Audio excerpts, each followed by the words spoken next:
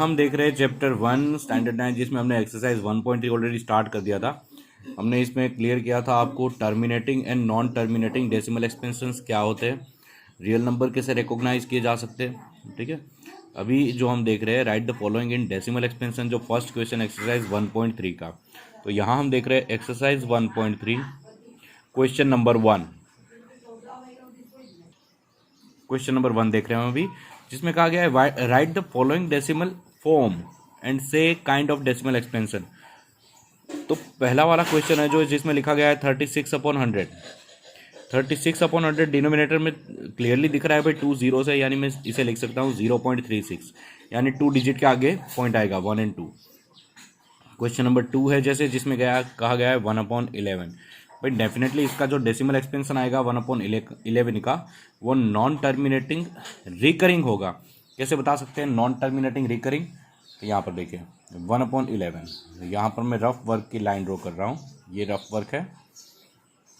1 को मैं 11 से डिवाइड कर रहा हूँ, तो यहाँ तो 0 पॉइंट ही लगाना पड़ेगा, 10 और 10 से नहीं चलेगा। यहाँ एक और 0 रख के यहाँ 100, 11 9 होता है 99।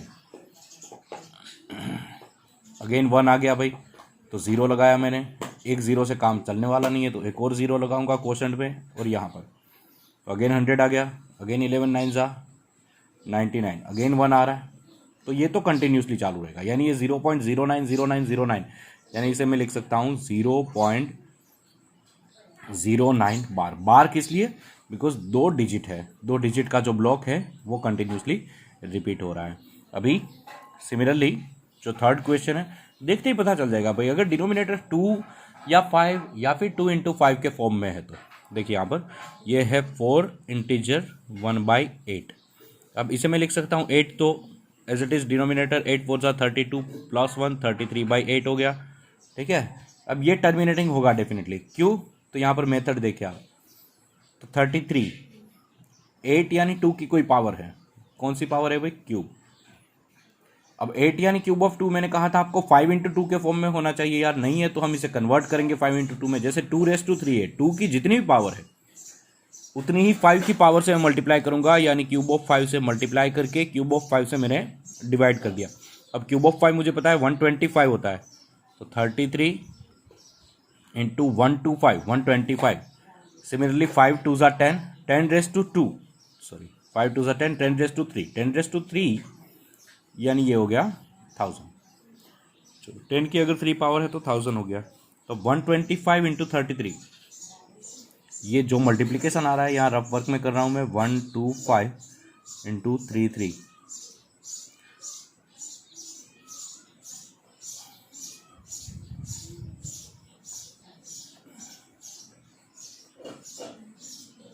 ये आएगा 4125।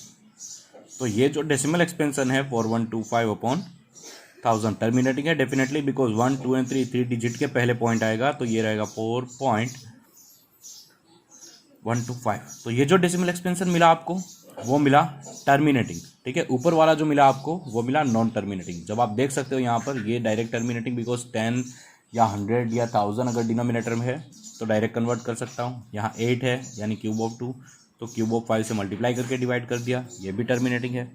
अगर मुझे कहा गया है सिमिलरली कि भाई डिनोमिनेटर में 5 × 2 के अलावा कोई भी है, तो डेफिनेटली ये नॉन टर्मिनेटिंग होगा, नॉन टर्मिनेटिंग रिकरिंग, जब ये रिपीट हो रहा है।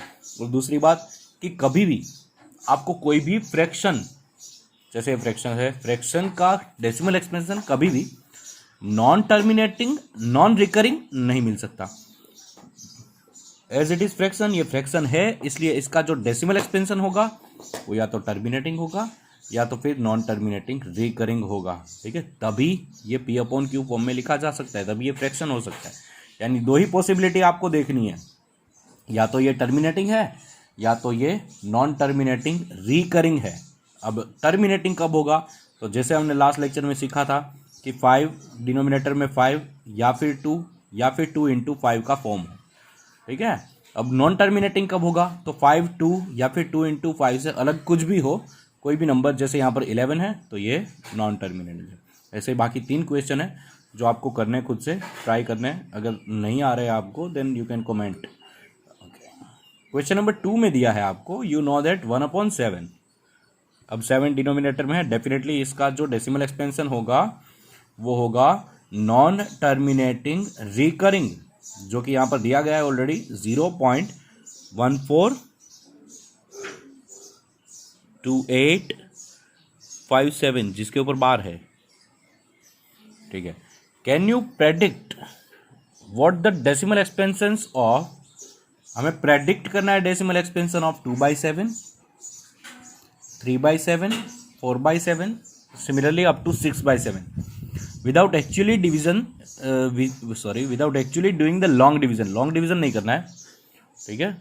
सो हाउ, अब कॉमन सी बात है भाई, अब 2/7 अगर मुझे प्रेडिक्ट करना है तो 2/7 को मैं लिख सकता हूं definitely 2 into 1/7, as we all know value of 1/7 is given 0.142857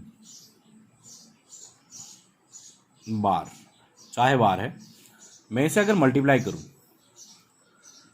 142,757 को 142,857 को 2 से, यहां पर रफ वर्क में कर रहा हूं मल्टीप्लाई,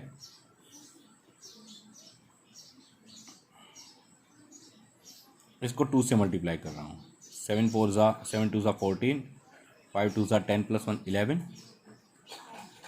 8 2 16 + 1 17, 2 2 4 + 1 5, 4 2 8, 4 1 2 1 2, 285714, तो ये आ जाएगा 0.285714, क्लियर बात अगर 2/7।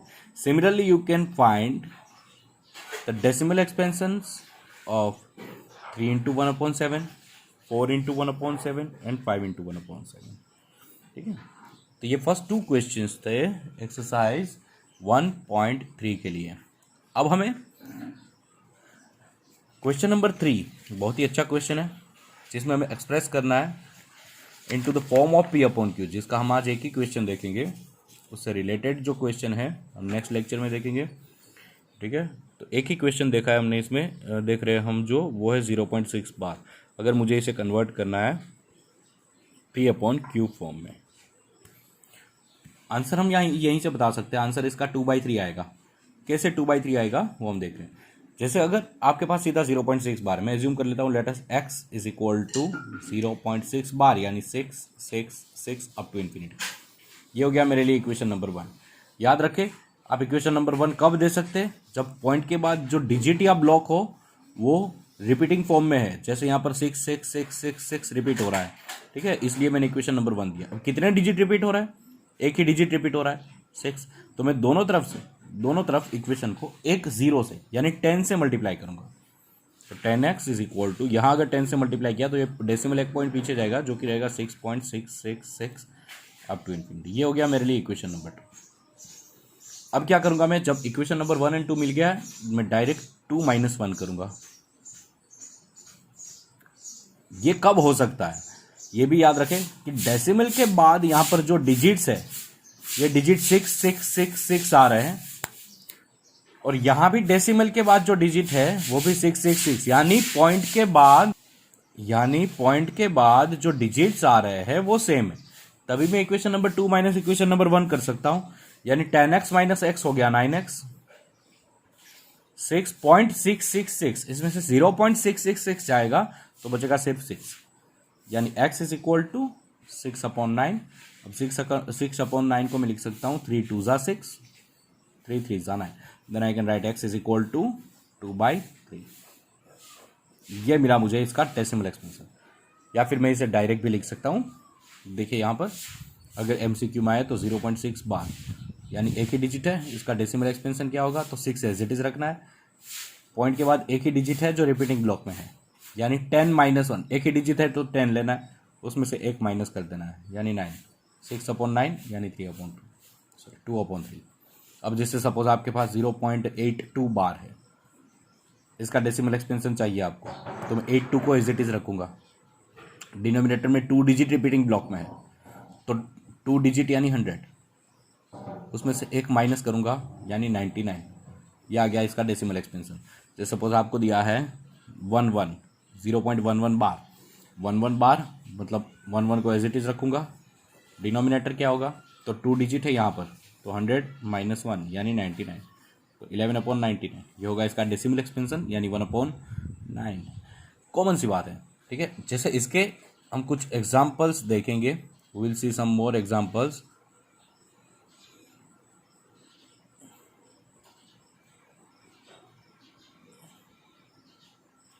इन नेक्स्ट वीडियो। टिल देन आप इसका प्रैक्टिस कीजिए, first second and third question का।